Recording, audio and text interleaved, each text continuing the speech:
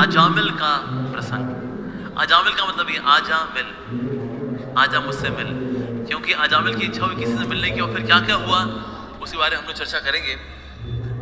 अजामिल की कथा जो है बहुत ही विशेष है, क्योंकि कहीं ना कहीं हम सब अपने आप में ना एक अजामिल को देखेंगे कि अजामिल जैसा था वैसा तो थोड़ा बहुत हम भी हैं वैसे, लेकिन जिस तरह से अजामिल का उद्धार हुआ उस प्रकार से हमारा भी उद्धार हो सकता है। तो यानी कि इन 7 दिनों में प्राइमरीली हम भगवान के नाम की जो महिमा है उस पर चर्चा करेंगे। शास्त्र बड़े भरे हुए हैं हरि नाम की महिमा से, तो नाम लेना क्या लाभ है, कैसे ले, हम क्या गलती करते हैं, कैसे होता है वाला नाम के ऊपर ध्यान कैसे होता है, नाम की महिमा के ऊपर हम 7 दिन चर्चा करेंगे। बहुत ही सुंदर प्रसंग है।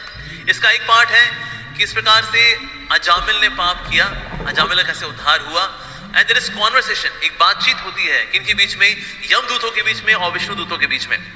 तो यमदूत है बता रहे कर्म के नियम क्या है, उसके बाद लेकिन कर्म को भला काटता क्या है, वो है भक्ति, और भक्ति का भला विशेष अंग क्या है, वो है नाम।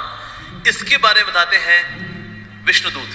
फिर जब यमदूत वापस पहुंचते हैं यमराज जी के पास, फिर यमराज जी उनको कुछ बताते हैं कि भाई तुम जाते तो हो, कहां कहां तुमको जाना है, कहां तुमको नहीं जाना है, तो यमराज भी उनको बताएंगे। तो वो बातचीत भला क्या होगी और उसमें से हम क्या क्या सीखने वाले हैं, हमारे लिए बहुत कुछ सीखने को है।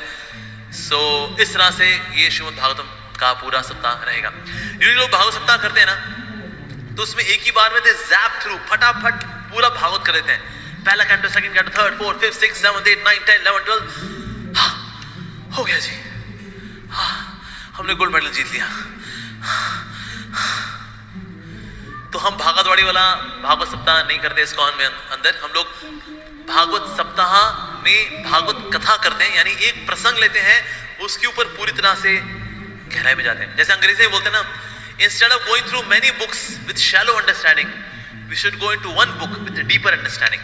यानी बजाय कि हम बहुत सारी किताबें पढ़ें जिसकी सोच में इतनी गहराई नहीं है, उससे बढ़िया हम एक किताब पढ़े लेकिन पूरी गहराई से पढ़ें। उसी प्रकार से हम भी श्रीमद् भागवतम के सारे प्रसंग तो नहीं लेंगे।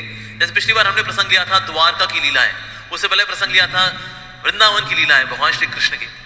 इस बार हम प्रसंग ले रहे हैं भगवान के नाम की महिमा, क्योंकि लीला तो महान है पर लीला में पहुंचना कैसे है, तो लीला में पहुंचने के लिए क्या करना पड़ेगा, तो उसमें नाम की महिमा के ऊपर हम लोग चर्चा करने वाले हैं। तो इसलिए जो पूरे 7 दिन हैं they will be completely focus, पूरी तरह से हम केंद्रित रहेंगे किसके ऊपर, भगवान श्री हरि की नाम की महिमा। तो ये अजामिल का जो प्रसंग है बहुत ही महत्वपूर्ण प्रसंग है।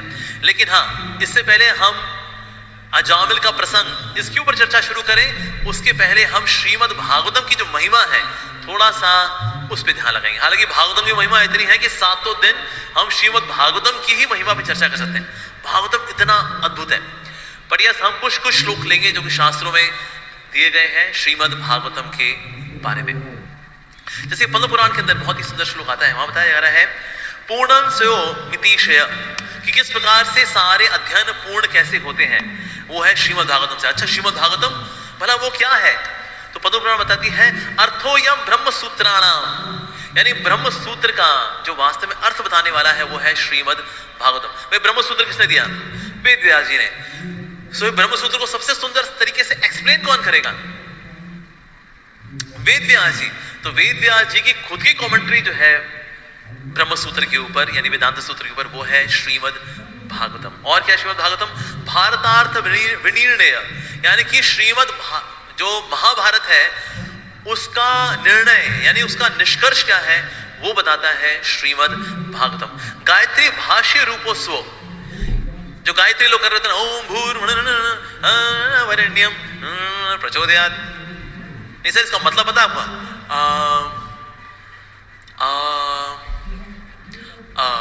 वाह इतना गहरा मीनिंग, क्या बात है।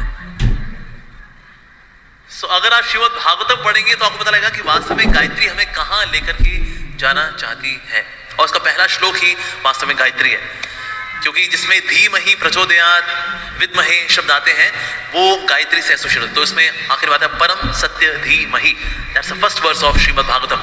तो इसलिए धीमहि का मतलब जिसमें मेरी बुद्धि रमे, मेरे विचार रमे, धीमहि वो कौन है, परम सत्य, वो कौन, कृष्णा।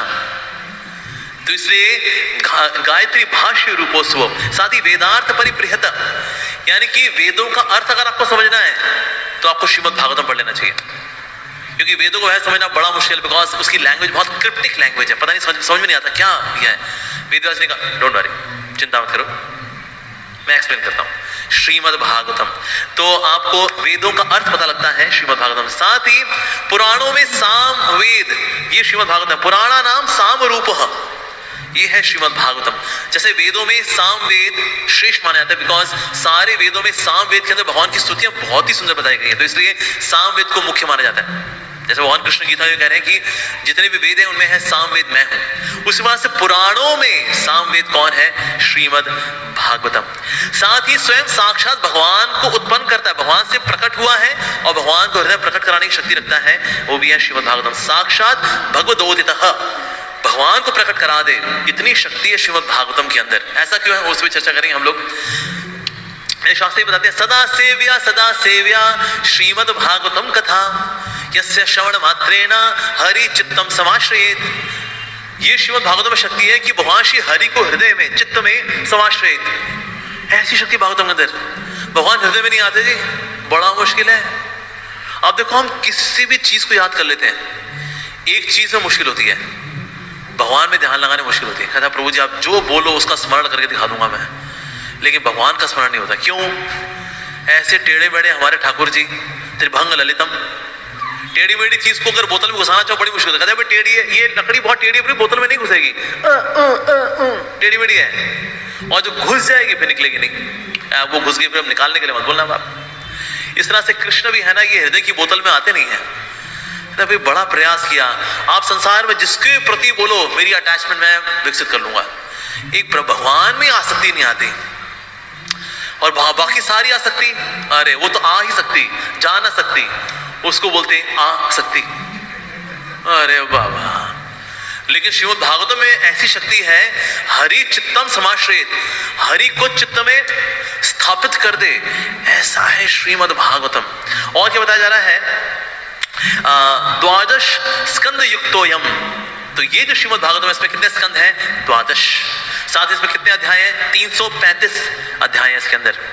और साथ ही ये जो श्रीमद् भागवतम है ये स्वयं साक्षात भगवान श्री कृष्ण है। कौन है ये? कृष्णा। कृष्ण अगर मछली के रूप में आते तो उनको वो क्या बोलते हैं फिर हम? मत्स्य अवतार। कछुए के रूप में आते तो कूर्म अवतार, वेरी गुड। अच्छा, अगर सिंह के रूप में आते तो नरसिंह अवतार, वेरी गुड। इसी प्रकार से भगवान श्री कृष्ण ग्रंथ के रूप में आते हैं, दैट इज श्रीमद् भागवतम। जी हाँ, तो श्रीमद् भागवतम के अंदर है 12 स्कंद। पहले 2 स्कंद भगवान के चरण है, तीसरा चौथा स्कंद भगवान की जांघें हैं, 5वां स्कंद भगवान का उदर है, 6ठा स्कंद भगवान का वक्षस्थल है, 7वां 8वां स्कंद भगवान की भुजाएं हैं, 9वां स्कंद भगवान का गला है, 10वां स्कंद भगवान का सुंदर चेहरा है, और उसमें जो रासलीला के चैप्टर्स हैं, रास पंचाध्याय, वो भगवान की मुस्कान है, 11वां स्कंद भगवान का ललाट है, और 12वां स्कंद भगवान के सर पे जो वृंदावन के फ्लावर्स की पगड़ी है, दैट इज 12th canto, 12वां स्कंद। So 1 2 3 4 5 6 7 8 9 10 11 12, that's Krishna, that's Shrimad Bhagavatam. तो अगर वो आपसे पूछे कि आपने कृष्ण को देखा है क्या? अरे कृष्ण को देखा है क्या? तो आप भी चौड़े होके बोलना देखा ही नहीं, छुआ भी है। सच में? अरे बिल्कुल, हमारे घर में है, आप आइए कभी, कराएंगे आपको, दर्शन कराएंगे। रियली? हाँ जी, श्रीमद् भागवतम इज कृष्णा। ये ग्रंथावतार है हमारे ठाकुर जी का। तो इसीलिए जैसे कि अगर भगवान तक पहुंचना हो, भगवान क्या? परम ब्रह्म। तो परम ब्रह्म तक भला कैसे पहुंचेंगे? सीढ़ी से, लिफ्ट से, एलिवेटर से, छलांग मार करके, स्पेस शटल से?